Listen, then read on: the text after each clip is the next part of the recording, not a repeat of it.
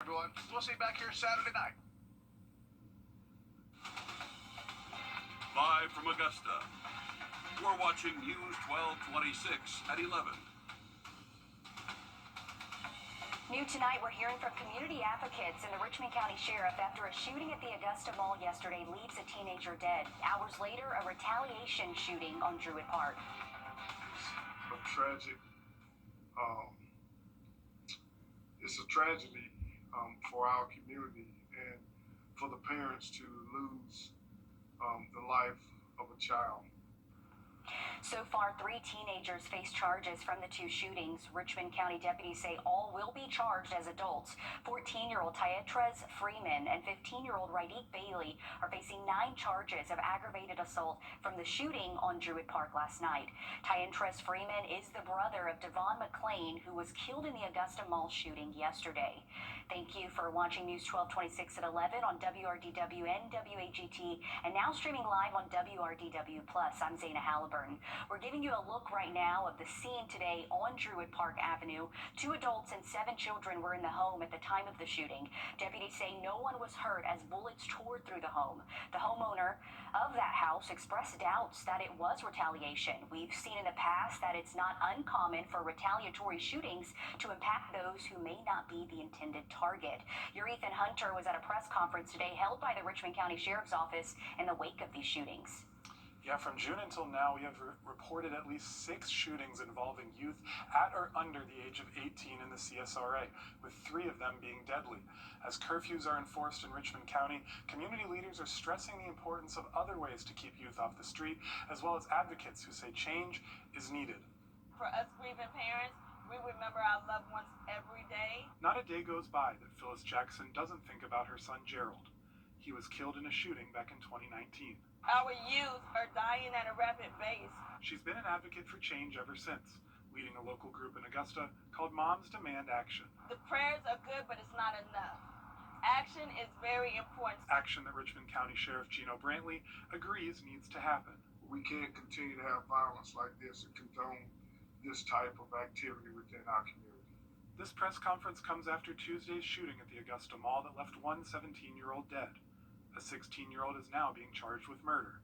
Those who wish to entertain such violence, gang activity, and things of that nature, we're going to pursue them, we're going to find them, and we're going to lock them up. Phyllis says gun violence is becoming all too common. When you hear about gun violence happening, you do not become numb. You do not want to ensure that this type of occurrences is our normal. You become angry, and at this point, I'm angry. Sheriff Brantley is calling for change from the community too. I wish our parents would get more involved in the rearing of their kids and making sure that they know at least where they are, who they're with. Phyllis and Sheriff Brantley saying the same thing, that kids need to know the weight of gun violence before another family is left grieving. We haven't lost the fight on our youth, but we are losing. We are losing, and it's the time is now. Phyllis also told me tomorrow is National Homicide Victim Remembrance Day, and she'll be remembering her son Gerald along with all of the other grieving parents and their lost loved ones. But like she said, she is always thinking about him and wants to stop this cycle before it happens to more kids. So many people are feeling the same way. We want to end this violence. Thank you for that, Ethan. Sheriff Brantley also was asked today about Friday night football games and says he would like to see more adults supervising their kids or attending the games with them. As for the mall, he says they'll have increased patrols around the area.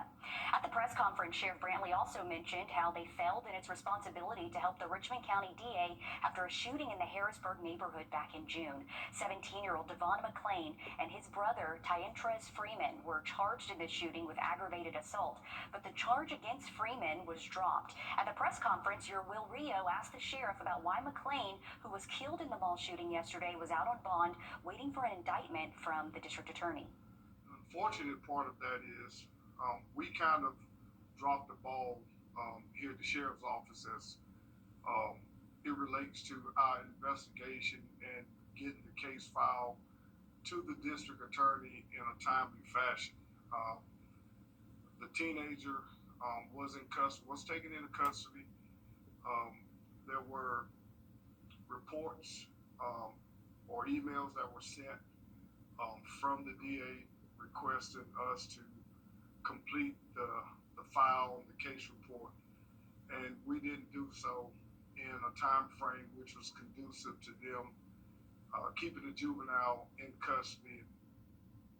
When asked how the sheriff's office can do better, here's what Brantley had to say. So I think we need to be better at doing our job. Yeah, we have to own up and be responsible for our part, and just make sure that we're doing what we're supposed to do, so that when it goes to the next step, the DA and the judge will have all the facts of the case. As for the suspect in the mall shooting, 16-year-old Tyreek Logan will be charged with murder as an adult. Now we're looking at video from our Sky 12 drone today of the Augusta Mall, where it was business as usual. The mall reopened at its normal time, but not all stores like Sephora, which was hit by a bullet, was open. Brantley says after this targeted shooting incident, he believes people should not be hesitant to return to the mall. Well, I feel like these incidents were like isolated incidents. I don't think the report went out as an active shooter, but that was clearly not what transpired. This shooting and the shooting before were both shootings where the victim was known by the person who shot them or shot at them. The sheriff said they are on board with whatever is needed to keep people safe at the mall, but reiterated the mall is privately owned, so certain enforcements would have to be made by the owner.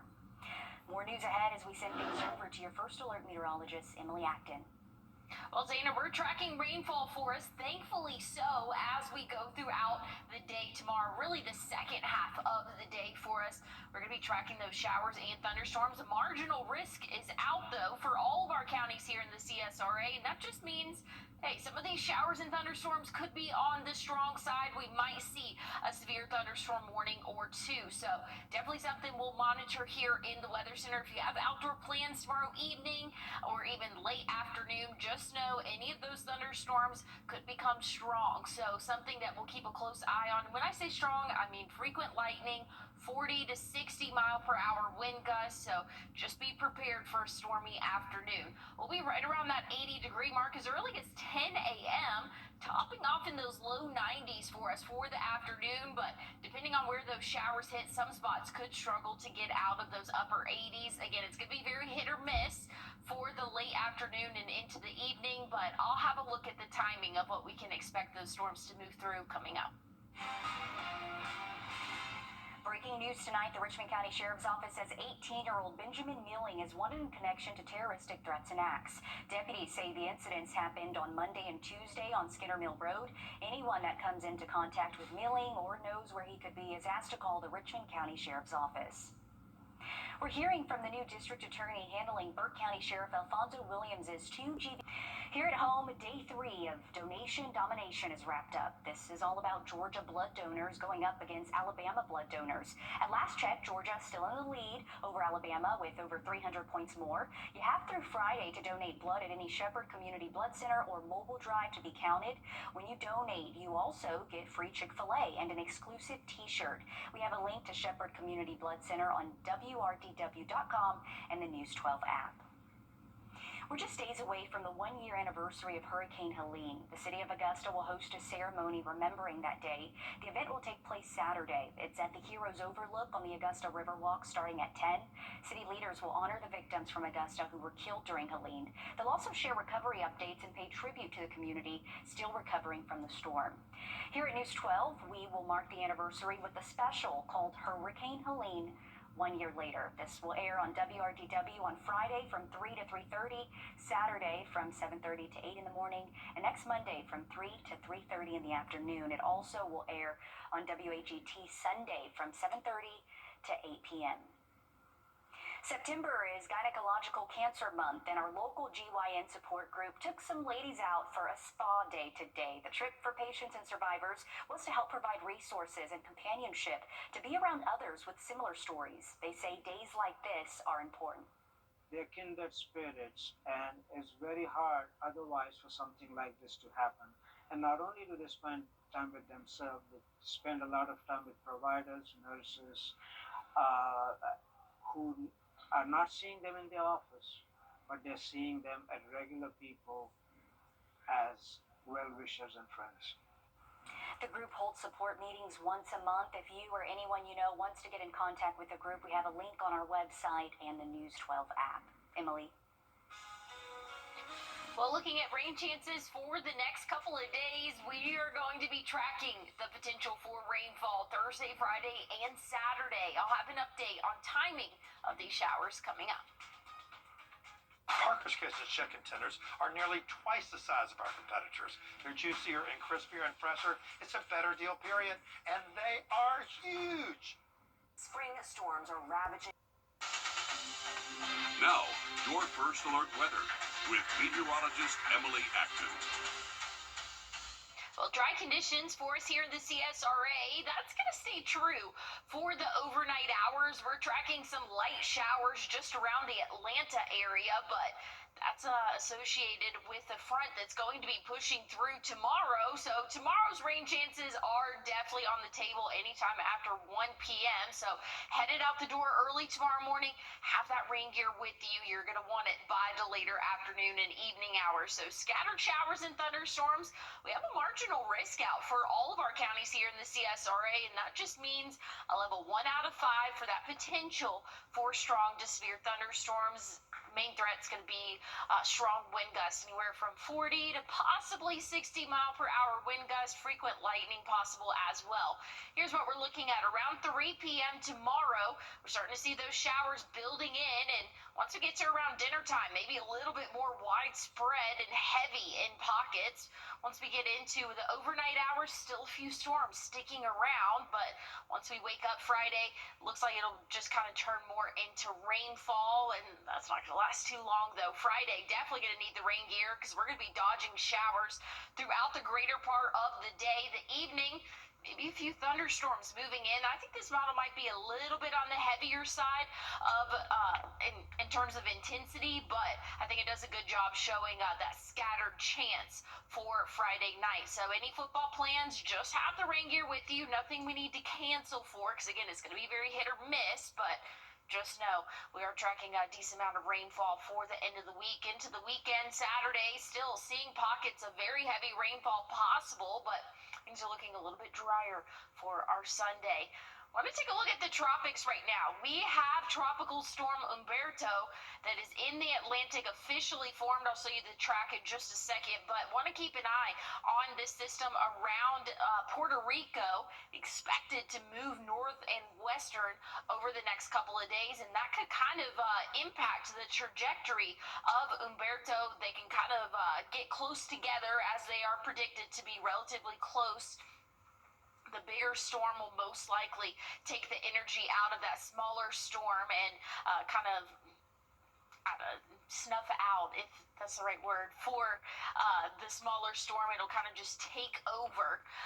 But this is what we're looking at right now. Umberto, its path, not too bad for us here in the CSRA. It looks to stay well off to far off the East Coast, but it's going to be something we're going to have to monitor because it is a little bit closer here on the latest model. So has that westward track, a little bit more of a northern turn, but something we'll keep track of here in the CSRA.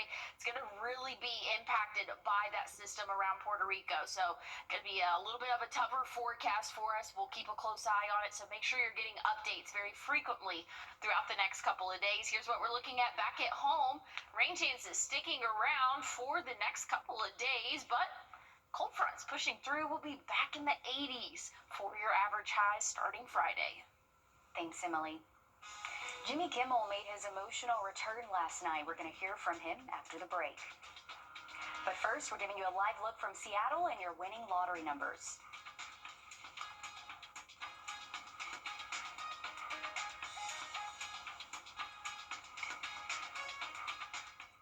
Time and 10, brought to you by your First Alert weather team. I'm Gunner. Just ahead in sports, a check-in at the Junior Ryder Cup where Hamilton Coleman and Team USA are gaining ground on Europe. for over 30 years. The CSRA is where we were born, where we live, where we work, where we're raising our families. It's our home. That's why the people of the CSRA count on us after an accident, because they know about our skill in the courtroom, how we treat clients like family, how we love this community, and the people who proudly call it home. We're just a call or click away. Injured? When you need me, call me. I'm your Augusta guy. 706-724-7224. I was on my way to take my son to school, and this guy rear-ended us. I would never be able to get that day back, but getting the maximum compensation makes it all easier. If you've been in an accident, please call Mike Costello Law Firm. First Alert Radar, powered by Jim Hudson Automotive Group. On your sideline, Sponsored by Chandler Law Firm. The U.S. Junior Ryder Cup carries on in New York. I feel like not having a hard region, it can be challenging, but it can also not be challenging. I say it can be challenging because you're not getting yourself prepared for the hard in the playoffs, but I feel like it can be a challenge because if you keep practicing the way you practice at high intensity, it shouldn't make no difference. I think this is the toughest game we're going to have this season. But, like, we just got to execute. We got to execute and play how Wrdw play. Like, we get through this, we good. Confidence only from the Red Devils. Lincoln County, the number 3 team in Georgia's A Division II, hits the road to Strom-Thurmond Friday night, home of South Carolina's number 1 ranked 2A squad. This isn't just a non-region matchup. It's the kind of test the Red Devils have been waiting for, a challenge they won't find inside their own respective region, and a measurement of just how they stack up against the 2 state powerhouses. The battle of the best of the CSRA between Harlem and Grovetown came to a premature end. Grovetown softball had things handled. Treasure Story wrote due to Homer Jocelyn. Sargent commanded the plate both from the circle and with a bat. Harlem stepped on their own toes and quickly fell behind 10-1 at the end of the bottom of the third. Extracurricular activities took place at the switch out, and that became the end. It was ruled a no contest. Kirby Smart has been waiting 10 years for Saturday, welcoming the Tide into his house rather than seeing them on the road in Tuscaloosa or in Atlanta.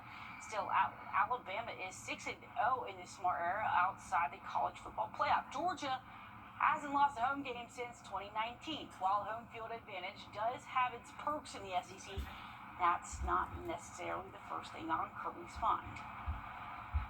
it comes down to matchups. It comes down to who blocks and tackles the best, who executes and does things in the key moments of the game. So certainly glad it's at home, but we still got to play well. We got to be resilient. We know there's going to be storms that we're going to have to weather in the SEC on the road, and you got to do it. No one else is going to go do it for you. Both teams coming off a bye week. Each are pretty healthy too. They kick off at 7:30 Saturday night.